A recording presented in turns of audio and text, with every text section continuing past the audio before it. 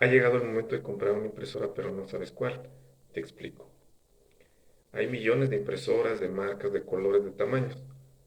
Y uno, por lo general, se basa en el precio. Uno dice, no, pues voy a comprar una impresora económica porque va a ser económica. No es así.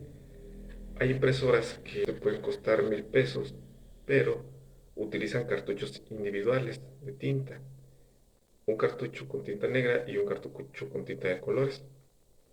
¿Qué significa? Que cada que se terminen esos cartuchos vas a tener que comprar unos nuevos y volvérselos a reemplazar.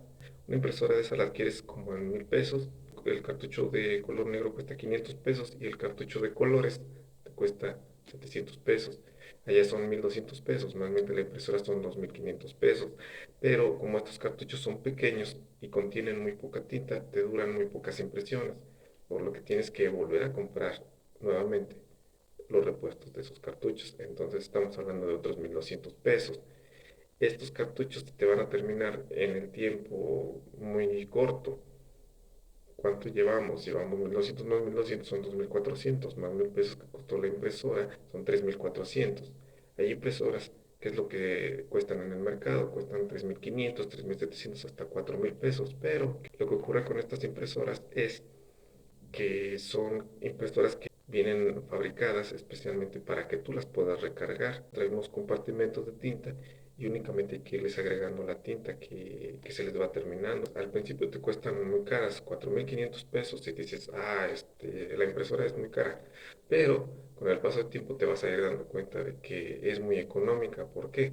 Porque un bote de tinta para impresora vale aproximadamente entre 200 y 300 pesos, pero el rendimiento es equivalente a unos 8 o 10 cartuchos. Entonces a la larga esa impresora te va a salir muy barata.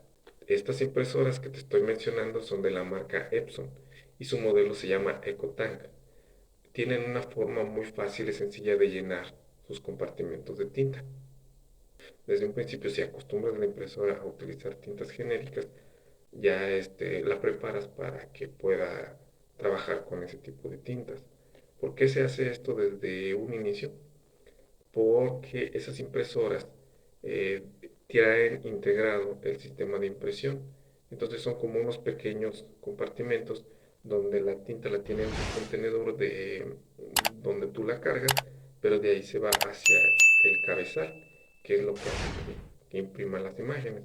Entonces el cabezal por sí solo está vacío, pero cuando tú compras la impresora y la cargas, esos cabezales se llenan de tinta.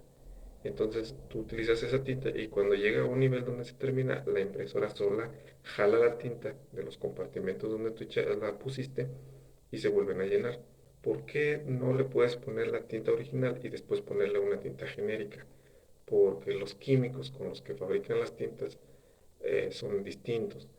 Entonces, al mezclar tinta original con tinta genérica, se te tapan los cabezales de impresión y la impresora deja de imprimir. Por más tinta que tenga, la impresora ya no imprime. ¿Por qué? Porque se tapan esos pequeños orificios por donde pasa la tinta. Esos pequeños orificios por donde pasa la tinta se llaman cabezales y son los que forman la imagen en la hoja.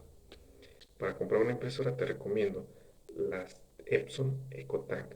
Son muy económicas a la larga. Espero que te haya gustado este video y más adelante vamos a hablar de cómo comprar una computadora. Gracias. Complícame más, tu veneno sabe bien tu veneno, sabe bien, me hace mal.